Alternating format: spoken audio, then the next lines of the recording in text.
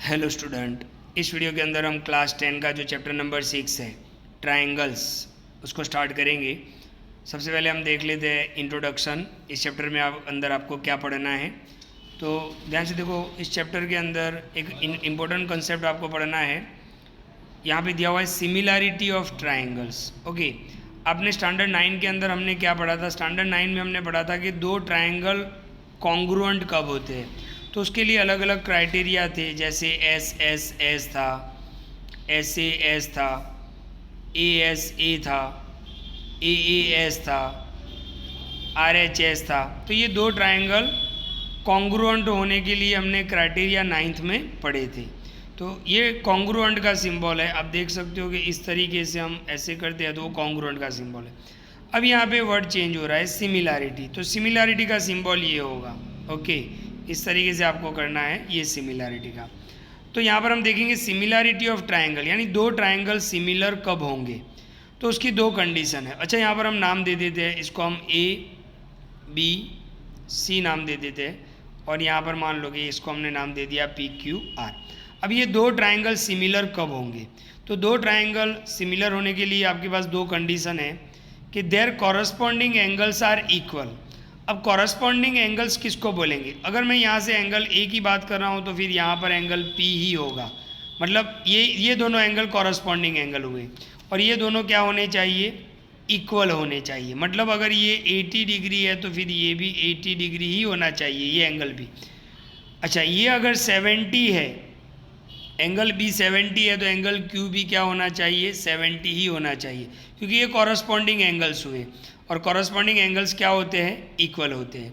Okay, और अगर ये सी ये 30 है तो ये भी 30 ही होना चाहिए, यानी एंगल सी एंगल आर के बराबर होगा।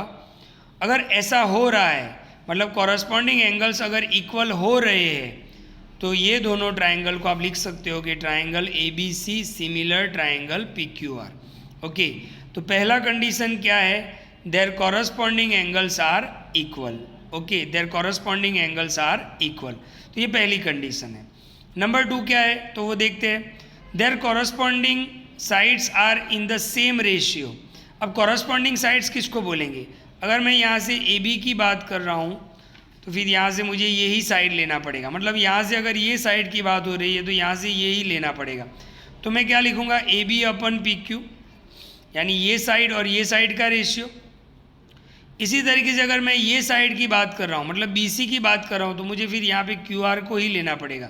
तो बी सी अपन क्यू आर, देखो पहले क्या हुआ? ए बी अपन पी क्यू, चलो हम यहाँ पे लिखते हैं ए बी अपन P Q is equal to B C अपन क्यू आर,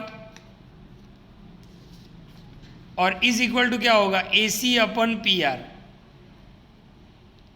तो इन तीनों का रेशियो क्या आना चाहिए? सेम आना चाहिए। मतलब ए बी अपन पी क्यू का आंसर अगर 1/2 आता है तो बी सी अपन क्यू आर का आंसर भी 1/2 आना चाहिए, और ए सी अपन पी आर का भी आंसर 1/2 आना चाहिए। तो दो कंडीशन यहाँ पर बताई गई है। कभी कभी 1 मार्क्स में पूछ भी लेते हैं कि what are the 2 condition for the similarity of triangle. तो सिमिलैरिटी ऑफ ट्रायंगल के लिए दो कंडीशन कौन सी है? तो number 1, their corresponding angles are equal. उनके कॉरस्पॉन्डिंग एंगल्स इक्वल होने चाहिए, यानी ये एंगल के बराबर होना चाहिए, ये एंगल के बराबर होना चाहिए, ये एंगल के बराबर होना चाहिए। और दूसरा, कॉरस्पॉन्डिंग साइड्स का जो रेशियो है वो क्या होना चाहिए? सेम। मतलब ए बी अपन पी क्यू का आंसर, बी सी अपन क्यू आर का आंसर, और ए सी अपन पी आर का आंसर सेम होना चाहिए। इसको मैंने यहाँ पर इस तरीके से लिख दिया है, देखो। कॉरस्पॉन्डिंग एंगल्स आर इक्वल, यानी एंगल ए एंगल पी के बराबर लिख दिया हमने, एंगल ए एंगल पी के बराबर लिख दिया, एंगल बी एंगल क्यू के बराबर लिख दिया, और एंगल सी एंगल आर के बराबर लिख दिया। तो ये एंगल की बात हो गई। साइड में ये होगा, देखो ए बी अपन पी क्यू, तो हमने यहाँ पे लिख दिया, is equal to B C अपन क्यू आर, यहाँ पे लिख दिया हमने, और ए सी अपन पी आर। अच्छा, यहाँ पर देखो, यहाँ पर तीनों एंगल की बात है, लेकिन कभी कभी दो एंगल भी अगर इक्वल हो जाएंगे तो दो ट्रायंगल सिमिलर हो सकते हैं। मतलब आप समझो कि ये 80 ये 80 ये 70 ये 70, और ये नहीं दिया हुआ है, तो ये 80 ये 80, यानी ये एक एंगल इक्वल हो, एक पेयर इक्वल हो गया और एक दूसरा पेयर इक्वल हो गया। तो ए क्राइटेरिया पर भी, मतलब अगर दो एंगल इक्वल है तो तो भी 2 ट्राइंगल सिमिलर हो जाएंगे, लेकिन साइड में ऐसा नहीं होगा। साइड में तीनों कॉरस्पॉन्डिंग साइड्स का रेशियो क्या होना चाहिए, सेम होना चाहिए। तो वीडियो को ध्यान से देखिए, ये इंट्रोडक्शन में इसके रिलेटेड क्वेश्चन हम नेक्स्ट वीडियो के अंदर देखेंगे। Thank you.